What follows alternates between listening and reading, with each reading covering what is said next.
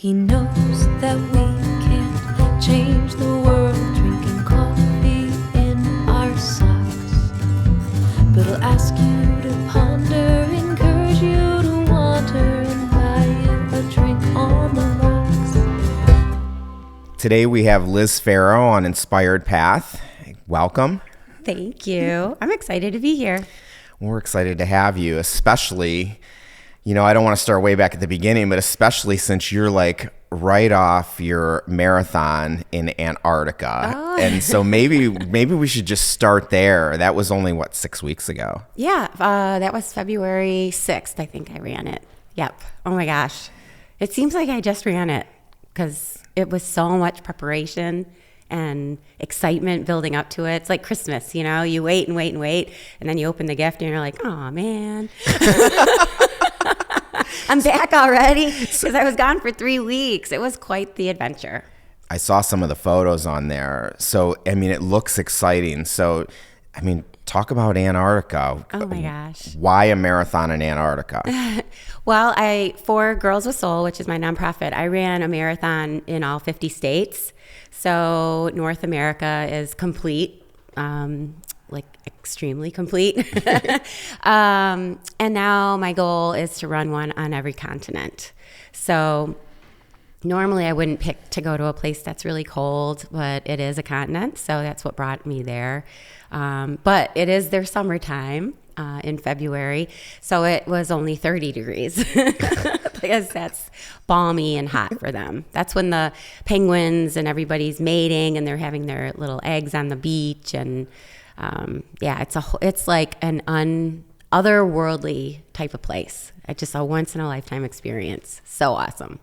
Wow. It's a really cool place and so pristine. The environment is super important to them and they want to keep it that way. And you can tell, the water, crystal clear oceans. The ice is thousands of years old, which to me is just so bizarre that you're hearing air popping and crackling in these icebergs. And that's air from 1,000 years ago, popping and crackling. That blows me away. And it's just so serene and beautiful, but also very diverse. So I didn't even get close to seeing the whole continent. It's huge, but some parts look like you're in the Andes Mountains. It's like just mountainous with white caps and just beautiful, blue water. And then there's other parts that are active volcano. So it's a black beach with black mountains and no snow on it. And you can see where, like back when Shackleton was there with his stuff, like some of the stuff is still buried under the eruption of the volcano and it's still sitting there. Wow. Where they did all the whaling things and all that stuff. And then other parts actually have fauna that I would have never thought. I thought it's just ice, but there is actually like moss and different types of I wouldn't say trees, but like little shrubbery things that grow. And you have to sanitize your boots every time you go on and off the ship that we stayed on for 2.5 weeks because you don't want to introduce anything into the environment or take anything back with you. And if you pick up an egg or a feather or anything, you're in huge trouble. Like you can't touch anything. And there's no people there. So the penguins aren't even afraid of you. The seals, we were doing a polar plunge. The seals came up to us on the beach. They're like, hey, these guys can party. What are you guys doing? We were like, oh my God, the seals are coming over here. It was freaking me out, but they were friendly and they were curious. Yeah, they're probably not small animals. They're not. And as long as it's not a leopard seal, these were fur seals, but leopard seals are vicious.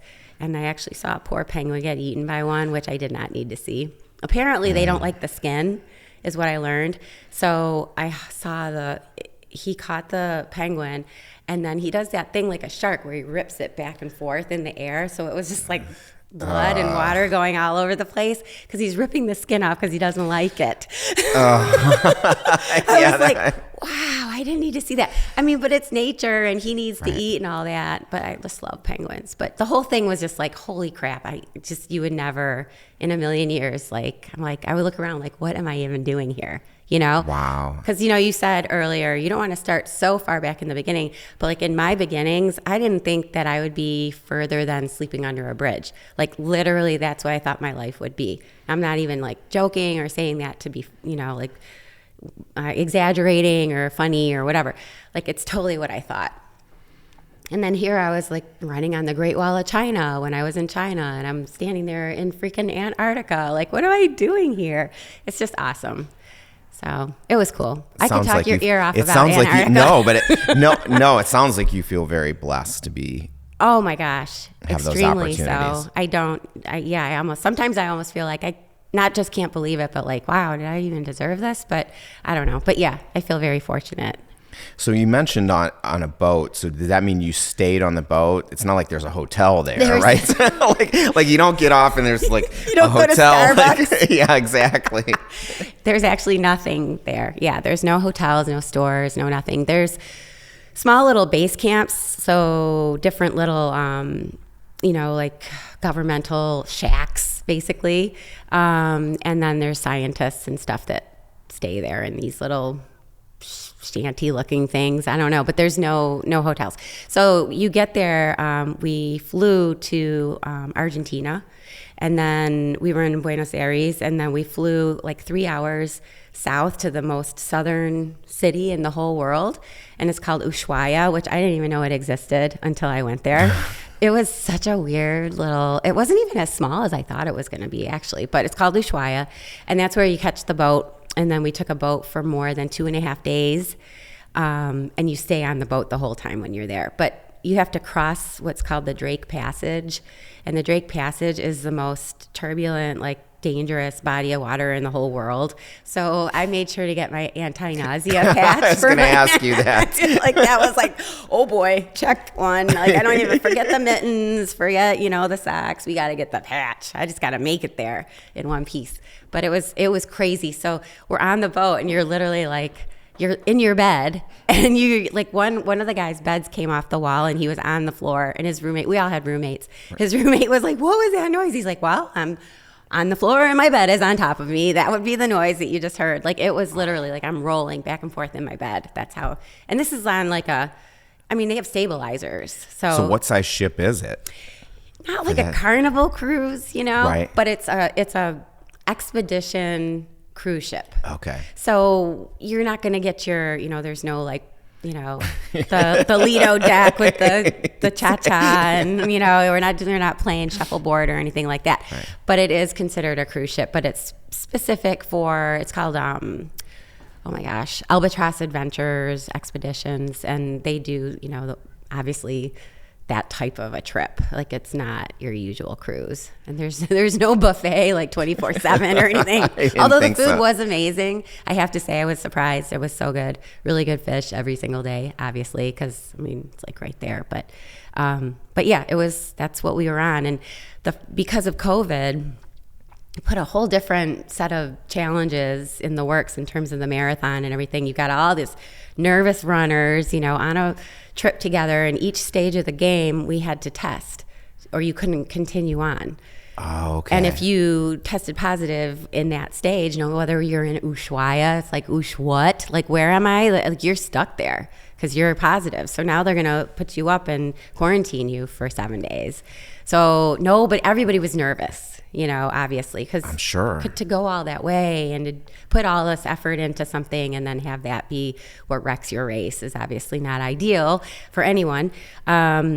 So they test you right up until day, like right before the race starts. And even if you have your race number on already and you test positive, you can't run. So I'm sure there's a little bit of anxiousness. It was so like, oh my God, way more than, and I've had stuff stuck up my nose more than I ever have in my whole life. Like, Sure. Do we really have to test every day? They're like very aggressive. Wow. But you've got this roommate that you don't know, and they quarantined us for the first 2.5 days on the boat. So we weren't even allowed to leave for meals or anything. They delivered the meals in a freaking hazmat suit. And then by the time you'd eat your last bite, they'd be like, knock, knock, here's the menu for lunch. I just ate my last bite of breakfast. It was like the highlight of your day. So there wasn't any leaving your room. You couldn't leave. So you're in. I've never been on a cruise before. I know some people absolutely love them, and I don't have anything to judge it by, but I'm in a room with a person. Thank God she was amazing. I love my roommate. She was great. We got along. We had fun for what we could, Right. Being stuck in you're in this tiny little room with a tiny little bathroom. You walk to the bathroom and you're like falling over and like trying to sit down on the toilet without missing, and you're on a little twin bed. And that's what we had to do for 2.5. I'm like, am I here for an athletic endeavor? Because all I've been doing is laying in bed and eating, watching movies.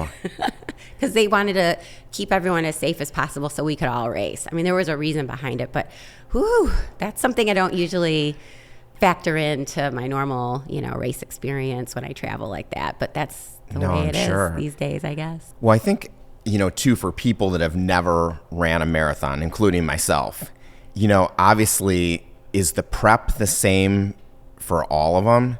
Or do you prep differently because you're now in Antarctica and the temperature's 30 degrees and it's not the same temperature as running in Texas? Right. Oh, no, I definitely don't prep the same for all of them. What is the overall prep? Well, a lot of the races that I've been doing in different continents are more, I guess you could call them like adventure marathons, which I guess means if you're not normally running a marathon, a regular marathon is like a road race. You're in Houston or Cleveland or wherever, in a city, and your urban setting, normal roads, whatever. And that's what most people run on when they're training for the most part, unless they're trail runners, but that's a whole nother thing. So that would be like your normal prep. But this was like, we were on like rocky, you can't call them roads because it wasn't roads. It was kind of like dirt and mud and a lot of mountains. And because of the government base camps that I was talking about earlier, the race directors obviously usually know the course months and months and months ahead. So people, if they want to look at a race course and be like, oh, okay, there's the elevation, there's this, there's that. Oh, you can see a little overall map of it. You can see a whole map. You already know if you want to, you'll know what you're doing like before you even get there. That's not the case in Antarctica because they are very, very particular, and obviously you're at the mercy of this government, right?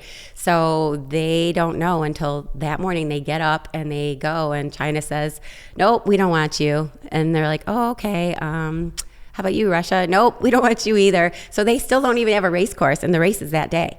So they're like going around trying to find a loop that we can run 6 or 7 times, whoever will let us run on their camp. Wow. So you can't really prep for it, but there was, believe it or not, all these mountains. So we ended up being able to run through, which sounds so weird, Uruguay and Argentina and someplace else. And it was like a 3-mile, like back and forth. So with the hills being what they were, you don't run the hills once or twice and you're done with them. It's back and forth and back and forth and back and forth. And it was mud where like I stepped down and my whole leg went in up to my knee. And I pulled one guy behind me pulled his foot out and his shoe came off. Oh. There's just stuff like when I did the Great Wall of China, that was an amazing race you could never prep for by just running because I had to train, muscle endurance, strength training was really imperative, and stairs because there's over 5,000 vertical steps on the course.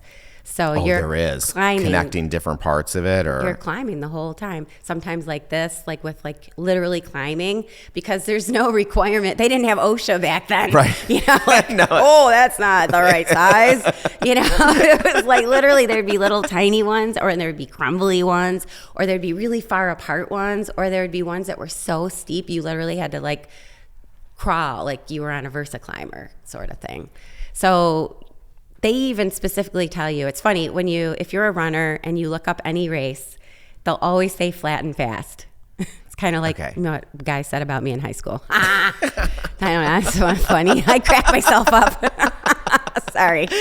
That's neither here nor there.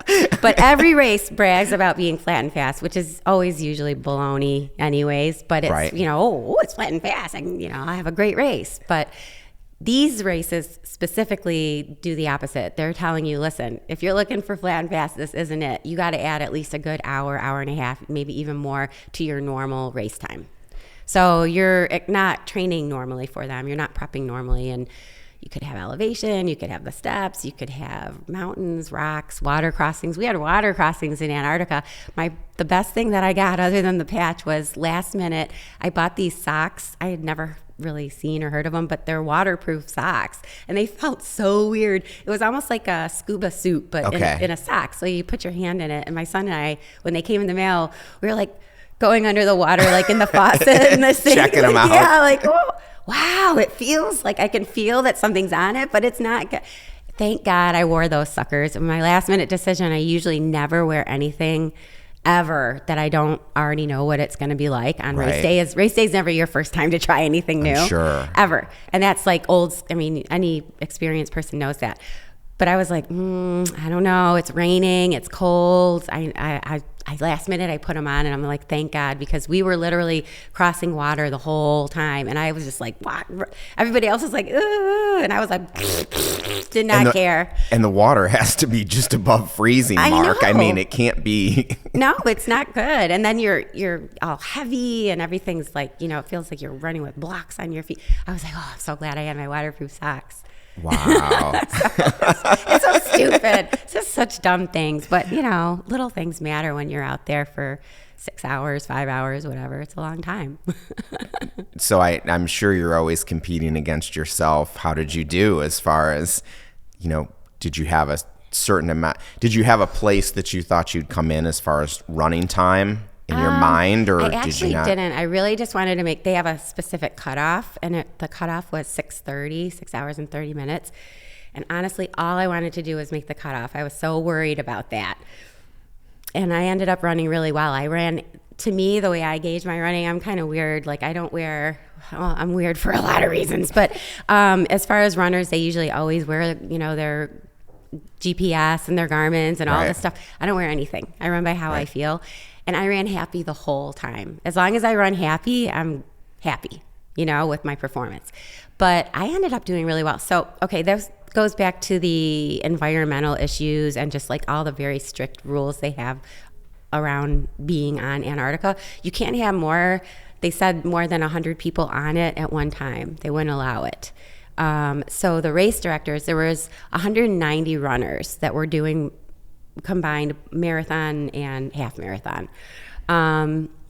Obviously with, volunteers and everybody else, that was going to be more than the 100. So they had to break up the marathon into 2 waves, which is very weird. I've never run a marathon that went in waves at 2 different times. So it was the same race, but 2 separate start times.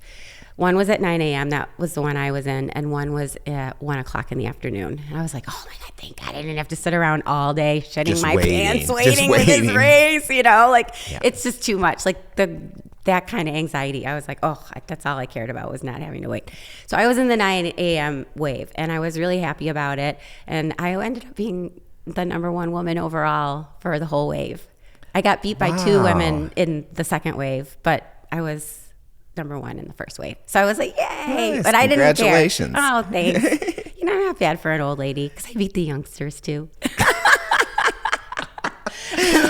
Well, after take that whippersnappers. if that meant with that many under your belt, I mean, that's a serious amount. All 50 states. Yeah, I've done 80. That was my 89th marathon. But I'm not really a marathon runner. I just do them. I'm not fast. I just do them. But just the point physically, some people, well, including myself, have never completed one in my life. I think I've done a 5K, so I have There is absolutely no shame in that at all. Yeah, Why would you have to do one? Right, you have to want to. But there is there is something in that. So I guess my husband did one. That's where we met, and he never did one ever again. So what does that tell you? Look what happened the last time I did that. I'm not doing that shit again. Or you could look at it like, I got what I wanted. Yeah, it's like I don't he got need what to he do wanted. that. He has a great marriage, and now I'm going to let my wife run her ass off. And that's what he does. He's very supportive, but he has never run one ever again. That was over 20 years ago. Isn't that funny? Well, it is. That's amazing. So we should talk about how did you get to this point? And I know you may have to go way back. I mean, I read your book a number of years ago, and it, whatever you want to say about it, but I think we should talk about the catalyst of what got you to that point, and then talk about Girls with Soul. Yeah, that's cool. Oh my goodness. I guess you kind of got to go back to the beginning, right? Yeah. I mean, you kind of alluded to it before where you said the bridge. the bridge from there. I know, it sounds terrible to say that, but it really is I was in a dark place for a long time in my 20s, and I thought that's where I was going to end up. pretty much. Not when I was a teenager, I didn't think that way. I just thought I was, crazy. But all teenagers are crazy. Right. Well, with so many people in the world, and especially now, such a difficult time to be a teenager and come through that. This is kind of... I don't envy them at all, what they have now. And especially even just the permanence of some of the things that you put out there, that if we had that back when I was a teenager, oh boy. Yeah. I can't even imagine the things that I would have done. I was all about, I don't know, self-destruction and there's burning bridges and, I would have, oh boy, what I would have done with, videos and all kinds of stuff. That's so frightening. I'm so glad there's no photographic video evidence. Ooh, way back then there wasn't. We didn't have any of that stuff. We didn't have cable yet. Taking a look at your childhood and where you came from, the catalyst to move from that childhood into what you're doing, what was the inspiration? I was talking about your book. Yeah. And Finish Line Feeling, and I had read that and read your story, and it was very inspiring that, you took stuff that happened to you in your life and turned it around and into the marathon running nonprofits. Who knew? Yeah. I remember when 10 miles seemed like, oh, that's so far. You got to start somewhere. But yeah, I mean, all of it. It's all the whole fall down 7 times, stand up 8, right? It always seems difficult until you do something. And I guess that is kind of the story of my life in a way. Because actually, I think my dad inadvertently invented Girls with Soul. He had no clue. My dad and my mom, I was born in Rochester, but they had lived in a couple of other cities before that. One was Cleveland, because that's where my dad is from originally, and they had a biological son. And then they moved to Washington, D.C. after my dad went to night law school at Case. So he could work in the U.S. Patent Department. And they adopted a second son, so my brother John. And then my dad went into a private company or whatever, private arena where he worked for Kodak. And he was a patent attorney for Kodak, which was based in Rochester, which is where they got me. So I like to joke that, a lot of people just get shot glasses or stupid T-shirts everywhere they go, but they picked up a kid. So they were like the first Angelina and Brad Pitt, getting kids from everywhere. And they didn't even know it. So they picked me up. I was it's not a technical term, but I was in Catholic Charities. So that's when my biological mom had me. She gave me to Catholic Charities. And so I went into foster care. I wasn't adopted right away. I was a foster kid for about 2.5 years, and my name was Tammy, I guess, which is really weird because the name Tammy isn't weird, but weird that I had a different name and then they changed it when they adopted me. I didn't even do that to my dog. I adopted my dog and I'm like, oh, I don't want to confuse him. We'll just keep his name. But no, they did it to me, which is fine. So my parents adopted me at 2.5-ish, and I had a lot of issues going into the adoptive home because I was moved between 4 foster homes, and there was abuse in all 4 homes. So I had a lot of problems with men, which is odd because I had 2 brothers and my dad. I was afraid of the dark. I was afraid of loud noises. I just freaked out all the time. I had a rash on my face because I had such horrible anxiety and nervous problems. So they worked on me a lot in terms of just, trust. I had no trust at all. And I would steal stuff out of my brother's rooms and hide it in my pillowcase because when I left, I wanted to take all the good shit with me. I figured, I'm going to leave because that was just how it was. Everywhere I went, I went, oh, you'll be here. And then I would leave, So that was my thought process. So my dad worked on me, and then I think, it really did eventually get better in terms of, I wasn't quite as scared, and, I had gained a lot of trust and was getting better. And then when I was 8, my next door neighbor started sexually abusing me, and it went on for about a year, and I was petrified to say anything just because I guess I already felt like, if anything was my fault anyways, and that they would make me leave, and it would be, I would get in trouble, and just all a myriad of, you're embarrassed, and myriad of reasons why I wasn't going to tell anybody. But I had this little assignment pad that had Pookie. Do you know who Pookie is? I think I do. And Garfield. Yes. Garfield's teddy bear is Pookie. Oh, okay. A little trivia for the kids. So I had that little thing that I would write stuff down in it, and I would throw it in my nightstand. And my mom was rifling through my stuff while I was at school. I guess that's what good moms do. I don't know. It depends on your parenting. I think my mom did too. Skills or what you feel is the right thing to do. I did too. I looked through my kids' stuff. Right. I mean, you want to make sure they're safe or right. whatever. So I was that kid that got in trouble all the time because I had this negative energy. It would just burst out of me and I wouldn't know how to handle it. And I wanted it to not be there. It was like an anger that would just come up from nowhere. It seemed like nowhere to most people. And if you were on the receiving end of it, you're sorry. Which is funny because I was a little blonde girl with blue eyes and then all of a sudden, the freaking Tasmanian devil, who is that? Just scary, right? Because I didn't know how to contain it or control it. So when I was in kindergarten, I was at the finger painting. It was the first day of kindergarten of a Catholic school. I punched a kid in the face, bloody nose, the whole works, got sent home. I mean, kindergarten. I got kicked out of Girl Scouts. I got kicked out of everything. My behavior was horrendous. So my dad started putting me in sports, everything. He's like, we got to burn this one out, make her fall asleep in her mashed potatoes at dinner, kind of burn her out. And he did. He put me in, I was in swim practice. I was on a swim team at 6 years old, swim team, not just goldfish, let's try to bloop, bloop, bloop. Right. I was swimming laps, Wow. I was running. I would go to the track with him and run. I was on softball. I was in gymnastics, competitive gymnastics. I was in, you name it, I was in it. I played basketball. I was terrible at it, but everything. So that's why I say I think he kind of invented Girls with Soul because it has to go somewhere. It's going to manifest. This is very negative energy.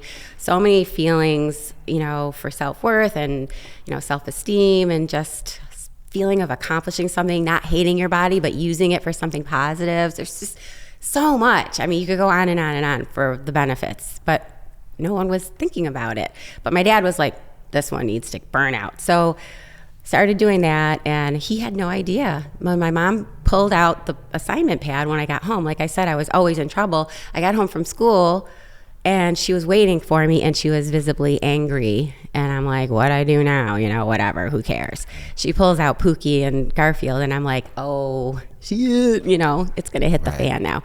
And I was right. Unfortunately, I feel the way my mom responded to it, it was validation of all of my fears, because she said, is this even true?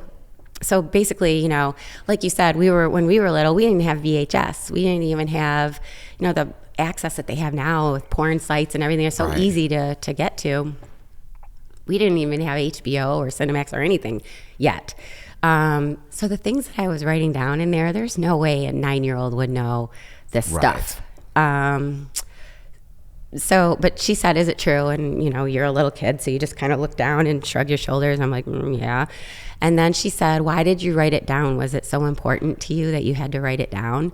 And I was just like, wow, okay, I'm not Psych 101 over here because I'm 9, but that just doesn't seem right, question-wise.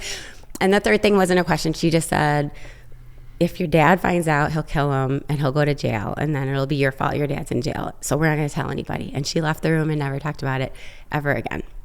So I'm sitting there at 9 years old I already had an explosive temper. So that's why when I say, fast forward to my 20s, my dad put me in sports and tried to help me with my issues, but he didn't know why I had issues. I was just the kid that people labeled as bad, or we didn't even have PTSD or ADD or any of the things. We had it, but we didn't have acronyms for it. Nobody knew what it was. You either would say, put that kid on Ritalin, or she's the bad kid. So I was that kid. People either loved me because they thought I was hilarious because they didn't have to deal with me, or if they had to deal with me, they did not love me. Like adults did not want me around, that kind of stuff, because I was disruptive, and I mean I knew I was, but I couldn't help it. So fast forward in my 20s, I had a lot of dark issues, a lot of dark times, and I actually did try to kill myself at one point in my 20s when I was 25. And the one thing that would always hold me back, I actually called somebody last minute because I was like, I'm an athlete. This is not me. And I called someone to call an ambulance, and then I had my stomach pumped and I got put in the hospital and all that stuff. So it was the one thing that always held me back, from going over the edge. Even when I was almost all the way over, hanging on by my toes, it was athletics and sports that kept me from doing it. So when I got older and kept working on myself, and I did have counselors, that I had seen over the years, and I truly would set goals for myself, like running goals, and just have things that I could use that were positive to keep all the negative stuff that like I would ruminate over normally out. If you're too tired and you're thinking about positive things, there's no room for both. So I would really work very hard. I worked on myself for many years. And when I was finally what you would say healed, I mean, you're never 100% healed, but to a place where I can speak about it and, I can, help somebody else with it. That's where Girls with Soul came to be. And it's just kind of an amazing thing because I thought, holy crap, nobody is putting these two things together. And I love kids and I love athletics, and it's what saved my life, for real, 100% saved my life. So why the hell am I not doing this? So it was the height of the recession in 2009. Everybody's closing their doors, and I'm like, I'm going to start something new. Because what else would I do? Right, exactly. It's a perfect, who else would do that? But I figured, and I had a lot of naysayers tell me it wouldn't work. And I had a few people tell me our mission statement is to empower girls with free fitness and wellness programs. And the girls that we serve have experienced some type of abuse or are at risk. And I had many people tell me I should take the word abuse out of my mission statement. And from what I just explained to you, what my mom, how she handled things, I was like, no, I'm not taking it out, because it's more important to me to leave it in and remove a stigma than take it out and have the stigma remain. If I can fight that stigma with keeping it in there, I'm going to do it. Well, the argument was nobody's going to want to, someone actually said to me, no one's going to want to take part of the Abused Girls Club. And I'm like, okay, well, maybe you look at it like that, but that's weird and that's not what it is. That's okay. Go support St. Jude's because, whatever. Any other place. There's so many great causes, and that's all right if you don't get it. And they said no one will support it because of the word abuse. And I'm like, okay, that's cool. If I help one kid and it fizzles and it dies, then I helped one kid. I don't think that's a bad thing.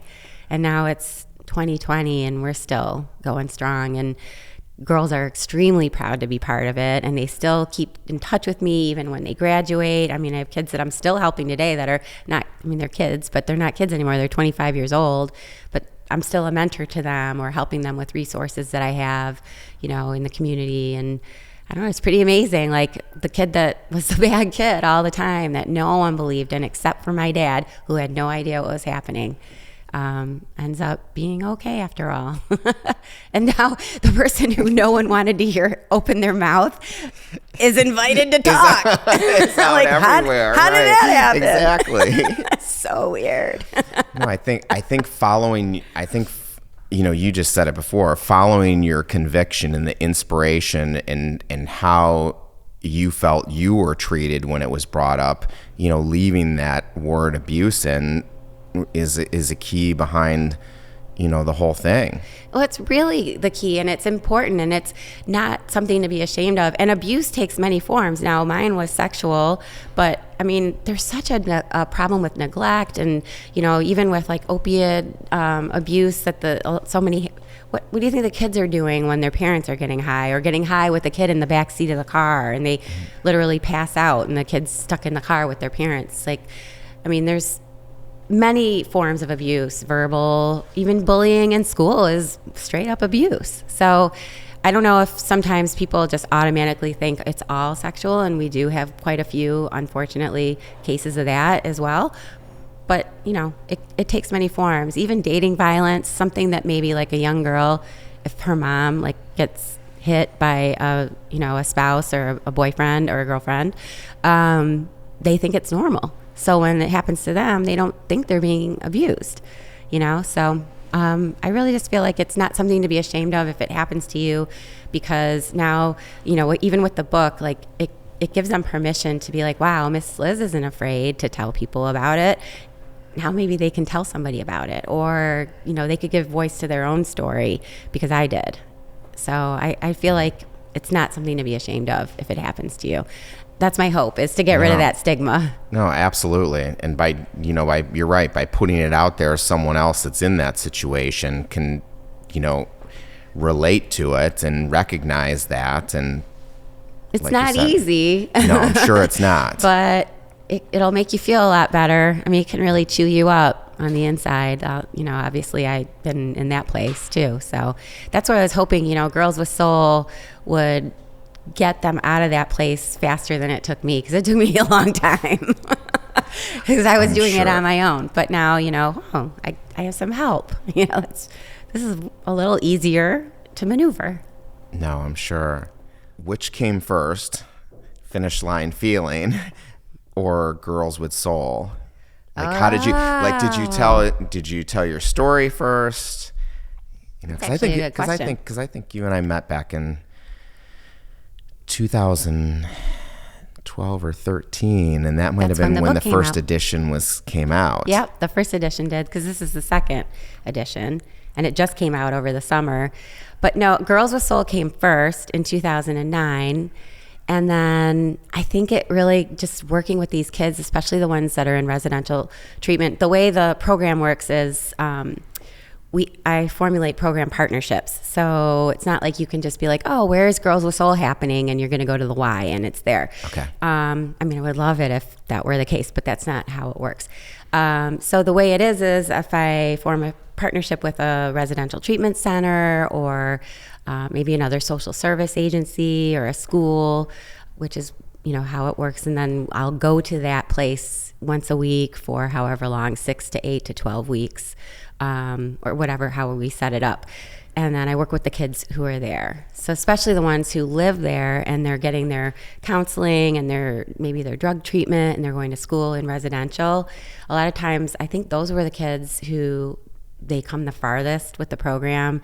And they relate to it, and they sort of like inspired me to write the book, because I was thinking, I kept getting told, why don't you have this for adult women? Why don't you have this for guys? Why don't you have, and I'm like, well, this is a very tiny organization and we barely have enough funds just to even do what we're doing with me, with no staff, and I don't pay myself. So I'm like, okay, how can I reach more people? And then I was thinking, I guess it would be kind of cathartic too. I could just write my story, and then if I have a book, people can read it and it'll hit the people that I can't touch personally. So that's where it came from. So I think Girls with Soul was my inspiration to write it, and then it became part of the curriculum. So, and that wasn't even really intentional at first, where I was going to buy books for every single kid who's in the program over a certain age. I mean, we serve 9 to 18. I'm clearly not going to give the book to a 9-year-old, but right. As long as it's, age appropriate, 8th grade, 7th grade and up is fine. 6th grade even. They all get a copy, but that wasn't my initial intent. And that happened with the shoes and the sports bras too. Because along with the curriculum, all the girls get brand new sports bras, running shoes. A lot of times they'll get like a whole get-up, like all their running clothes, like so that they have something brand new and exciting.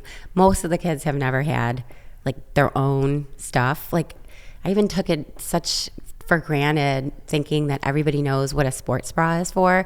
When I first started giving them out to people, a lot of the girls will just put them on over their normal bra. Like they don't even know the sport. They've never had one before, because that's extra. That's not something in their norm. Like, but don't you just think everyone knows what a sports Right. bra. I'm like, no, honey, that defeats the whole purpose. You don't put it on over your bra. So when I first started, it was with Beachbrook, actually. That was the facility that I had partnered with, one of my first ones.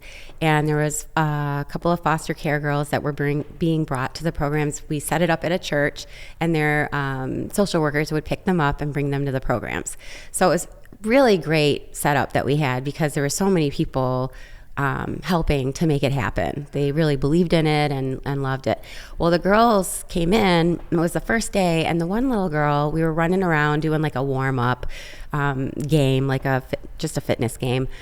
But I noticed her shoes were kind of like, I don't want to say odd, but they just didn't look very forgiving, almost like bowling shoes to me. So I'm like, what do you got there? What do you got going on there? What are your shoes? She's like, oh, these are Heelys. Do you remember Heelys? Oh, yeah. They were her foster brother's hand-me-down Heelys that she had taken the wheels out of, and those are her only pair of shoes that she had. And those aren't forgiving for running. They're No, not made for they had wheels in them. I mean, I'm just like, oh my God, hon, no, that's dangerous. And some of these kids are like, oh, I don't like to run. I don't like to do exercise, And I think a lot of times they don't like it because it's uncomfortable. They don't even realize why they're uncomfortable, but it's uncomfortable, and not for the reasons that you would think, like, your respiration is increased or you get hot or whatever. Your shoes, you don't have a bra on. You're like trying to hold in your boobs, while you're running around. Yeah, you're uncomfortable. So I'm like, that's it. You're getting running shoes. Well, I can't just give her running shoes, right? So I run them everybody, and it became like, that's it. They're all getting new running shoes. They're all getting bras because they're all running around holding on to themselves. That's how that all happened. And then I was at, not Beechwood. What's the name of it was a residential treatment center on the east side. And I was there for years. And there was one girl, she didn't want to participate. She was in restraints most of the day. I mean, that was like how bad it was. It was hardcore, the things that she was going through. No counselors could touch her, they told me. Not touch her physically, but like get through to her. One day she showed up at Girls with Soul, and she ended up being like, she loved it so much. Not that day in specific. It took a couple of weeks, but then she was like the poster child. Like any person that didn't want to do it, she would tell them how you have to do it. It's so awesome. She ended up doing it was Belfair. She did the Belfair duathlon. Girls with Soul bought her a bike. And so she did the duathlon. She wanted to run a marathon. So she ended up she did a triathlon out at Huntington Beach, an outdoor one.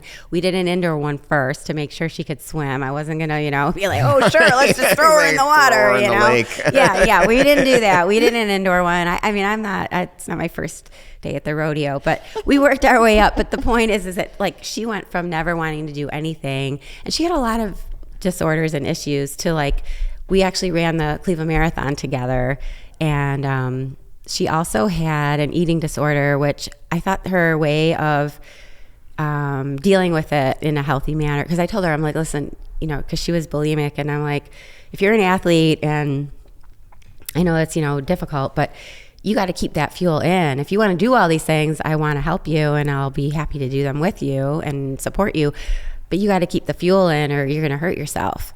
So one day she comes to Girls with Soul and she's like, Miss Liz, guess what? I didn't purge for 3 weeks. Guess how I did it? And I'm like, oh, do I really want to know? You never know what they're going to say. Right. I'm like, okay, I want to know, but I don't want to know. Tell me. She's like, so I flipped up my toilet lid and I made a healthy collage on the back of it. So it has running and healthy food and like positive people. And every time I flip it up so I can purge, I see it and I don't do it. And my heart was just like, it exploded. I know that sounds weird, and especially maybe to someone who doesn't understand eating disorders, but that was huge. And she took that upon herself. She wanted so badly to be like a healthy, positive person.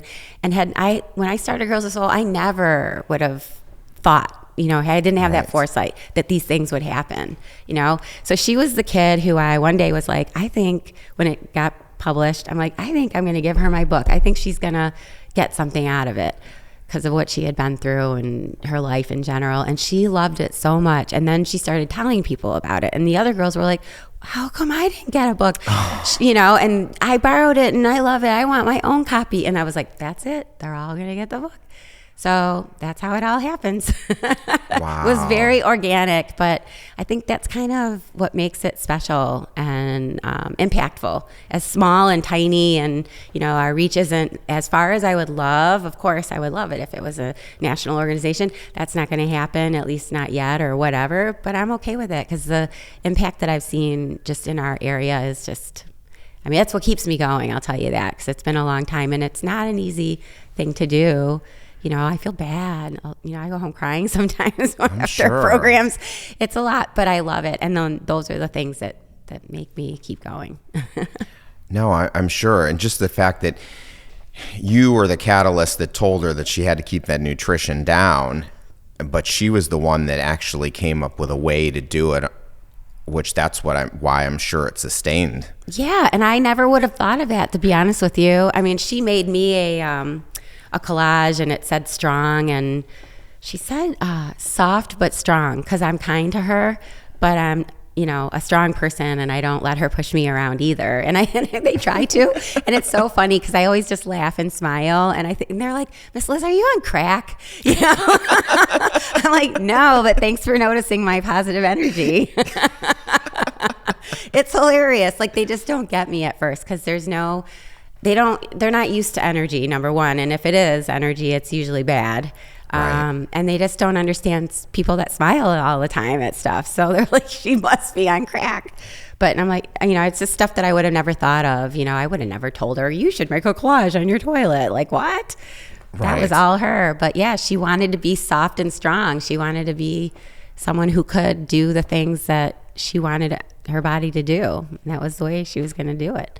It's not get rid of your food. No, you have to keep it in. No, that's awesome. So, obviously, this is your strong picture here. Oh, wow. This has got the strong look to it. That was the strong me. Yeah, that's pretty funny. That was my publisher, this is the second edition, which is almost identical to the first, just has a little different prologue and some additional stuff in it, not a lot, and obviously a new cover. And that was their idea, because my old cover didn't have my picture on it, and they were like, you need to be on it with your tattoos. And I'm like, oh my God, okay. So I didn't want to.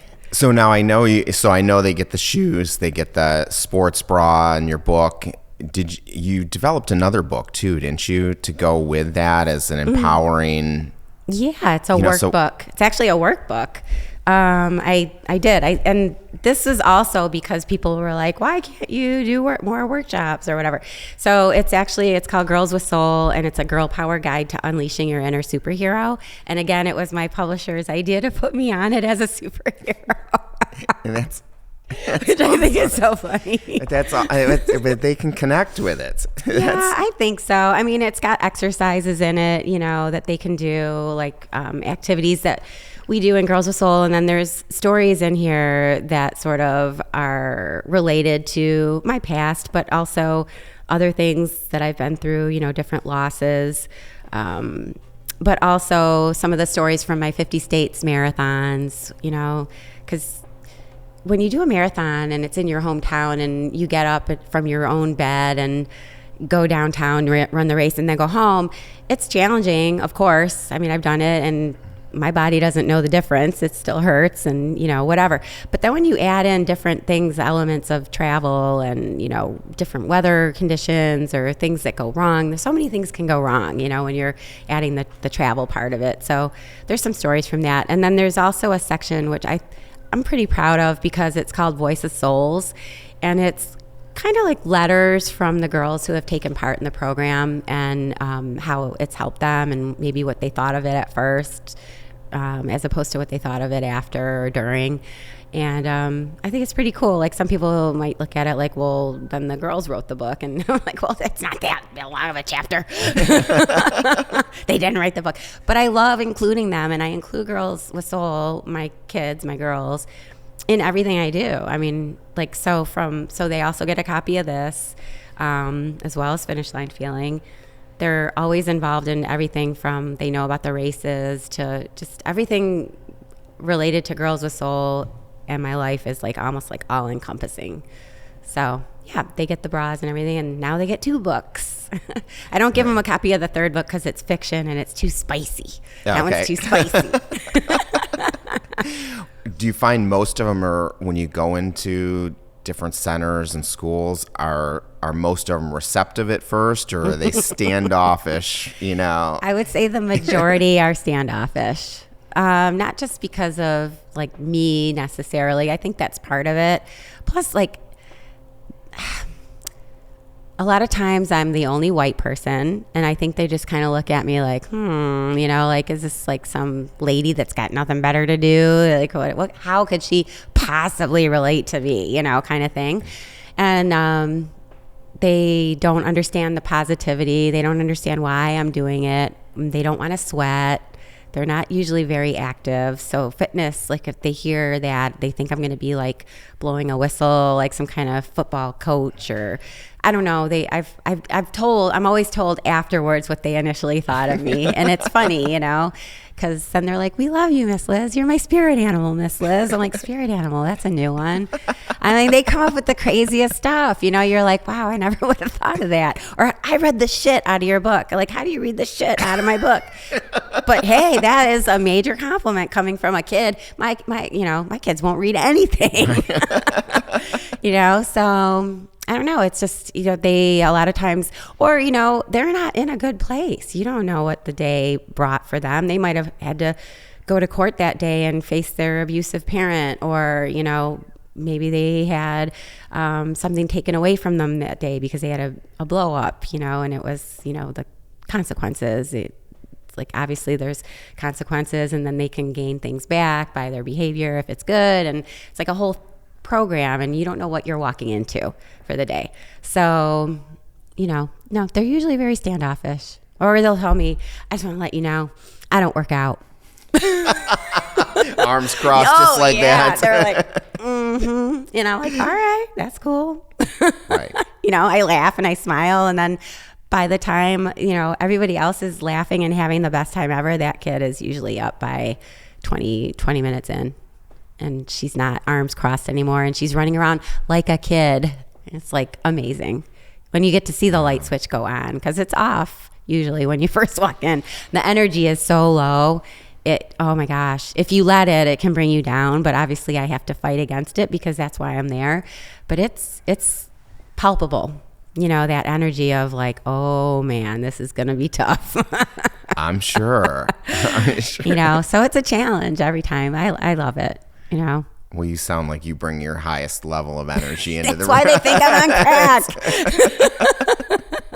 I did not make that up. They really said that to me. It was hilarious. I'll never forget it. And they're like, Miss Liz, how can I be like that? And I'm like, well, it's not crack. I'll tell you that. That's why I'm here. Duh. And then they figure it out. So that's what matters. No, you're right. But it sounds like it's creating lasting things with these girls. Yeah. Oh my gosh. Actually, this is crazy. So when you asked about the resistant ones, we had one I worked at for like 8 years. I was going down in Canton, Ohio. I worked with, it was called the Multi-County Juvenile Attention System. And I love that it's not detention system, it's attention system. I love it.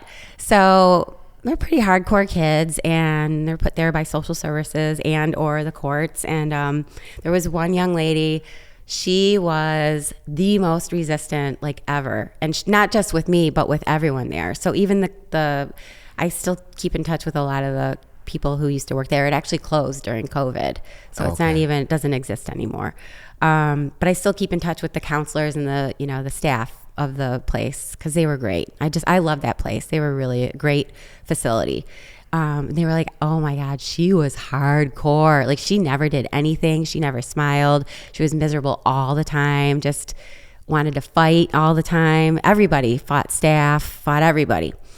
So a lot of times she would come and she would sometimes participate. There were times where she would be up against the wall, or she would sit down with her head like down. She wouldn't look at anyone. She was hardcore. I'm like, oh, that one never, like I felt bad. I'm like, she didn't get anything out of it. It was probably 2 months ago. Her name's Dominique. I got a message from her on Instagram, and she was like, Miss Liz, I don't know if you remember me. Of course I did. I'm sure you did. Right? Like, really? Yeah. I was the unforgettable kid. Right. You were the unforgettable kid. Yes, I remember you. She was like, I don't have a lot of pictures of myself from that time in my life. Do you have any? And I did happen to have a really great picture of her that I sent her. And she was like, I just wanted to let you know that you made a huge difference in my life. And I am still, I did, when I got out, I still did get into a little bit of trouble, but I managed to keep going. I still am involved in fitness on a daily basis. And now she lives in Atlanta and she works for Carter Clothing Company, the baby clothes. And she has this great job and she's doing awesome. And she lives in another state and she's happy. And I was like, holy crap. Like, I would have never in a million years thought that she even heard one thing I was saying. Connected with her. But she was like, I just wanted to let you know. And I was like, oh, do you want me to send you my books? She was like, I would love that. And so we're in touch and all that stuff. But yeah, she was hardcore and I was like blown away. Wow. So after all these years, she's in her 20s now. She's like 26 or 7 something. She has kids. I mean, that part of it right there, just, I'm sure makes it, I'm sure you can feel it in your heart, and I'm sure God, like it makes bursting. it so worth it. Yeah, because I take things I'm an empath, that's what happens when you get abused for whatever reason. You feel everything. And I felt like she hated me. I always just felt horrible leaving, thinking that, people would ask me, which I always thought was weird, are you ever afraid of these kids? And I'm like, no, that is so ridiculous. I said, what I'm afraid of is that I'm not helping them. So I would always beat myself up that I wasn't doing enough. I'm there every week. I do the best I can, but I never felt like I was doing enough for them. And then you get that and you're like, holy crap. I mean, it was a long time. And it's not like I thought about her every day anymore, because that was a long time. She was like, I want to say 17 at the time when she was in there. 18, something like that. Now she's like 26 something. I don't know. So weird, to like all that time goes by and they're like, oh, by the way, you changed my life. What? It just, it makes your year, it doesn't just make your day, it makes your year. It's amazing. So that's what keeps you going. I'll tell you that. But when I was that kid that are always getting in trouble, or when I was that kid that hated, like I literally hated myself, which is so weird. I would never be able to tell somebody that I love myself. That would just be like, oh my God, no. It's like I was a different person almost. So I just didn't think I could ever help anyone, because I didn't think I could even help myself at that point in my life. It's kind of strange. But now look at it. I know, it's so weird. So if someone wants to support Girls with Soul, what can they do? How can they help out? Well, girlswithsoul.org has a donate page. That's always helpful. Like PayPal goes straight to Girls with Soul. Any, word of mouth that spreads, all my Finish Line Feeling proceeds and Girls with Soul proceeds goes back into the programs. So, people like the book, or if they read it or tell someone about it, that ends up helping. It'll probably help somebody that might need, the story, but it will help the organization too. So I don't know, anything word of mouth or posting or liking us on Instagram, that kind of stuff is very helpful. Where can they get the book? It's on Amazon. It's also on Kindle, on Audible, and my publisher, which is Library Tales, and Tales is Tales. I had to think about it. They're in New York. It's not my company, so I don't know. I'm not a good speller. That's what spell check is for. That's right. That's right.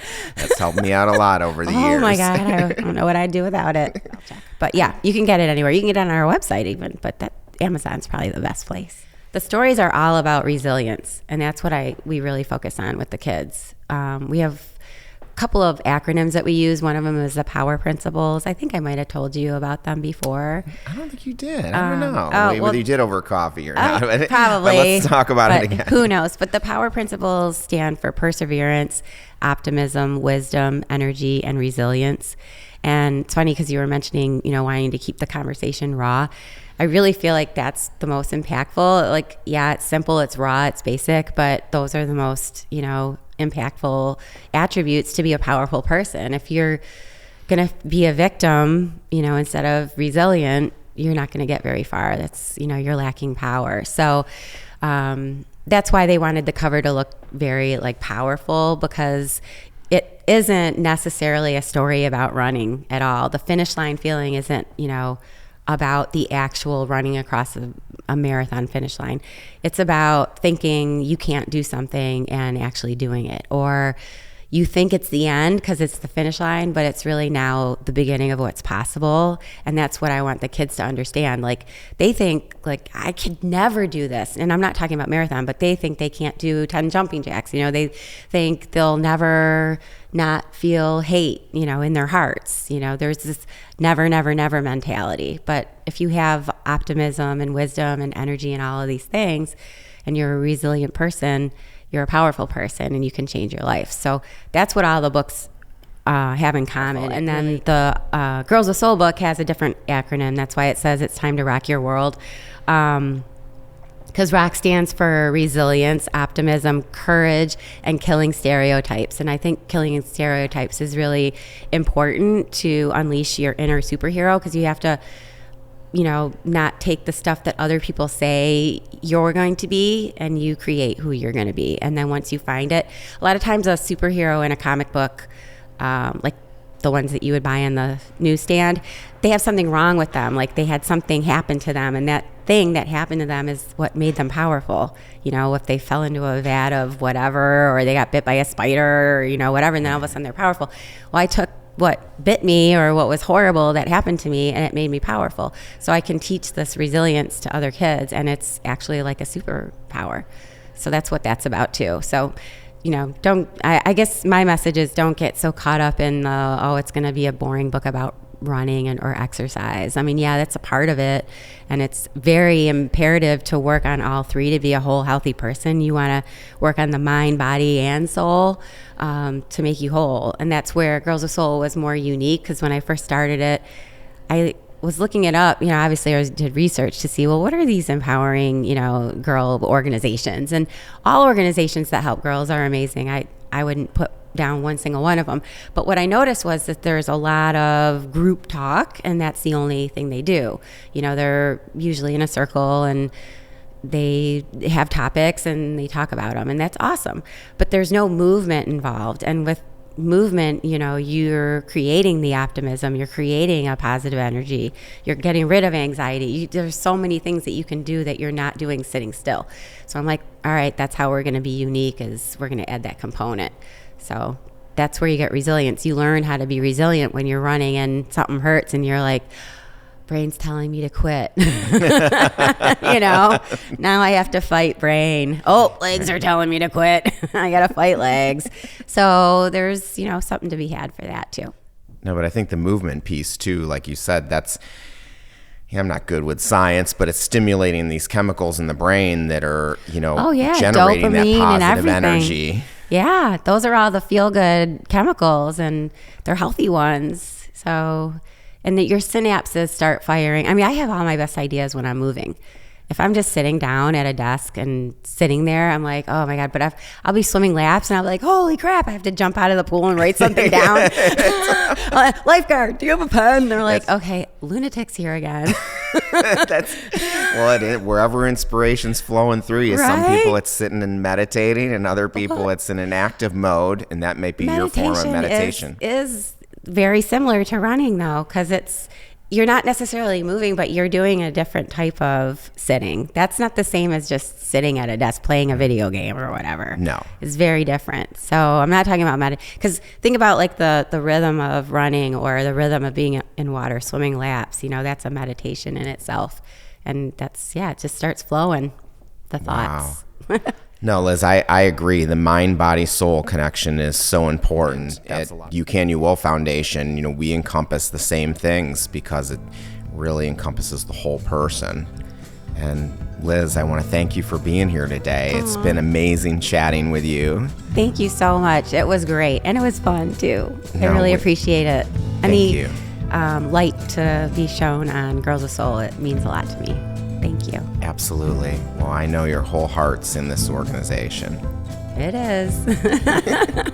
Soul too. Thank you so much for watching us on Inspired Path. If you've got an inspiring story or know somebody that's inspiring, hit us up in the comments below. And of course, give us a thumbs up if you like what you heard, subscribe to our channel, and hit that notification bell. Thank you.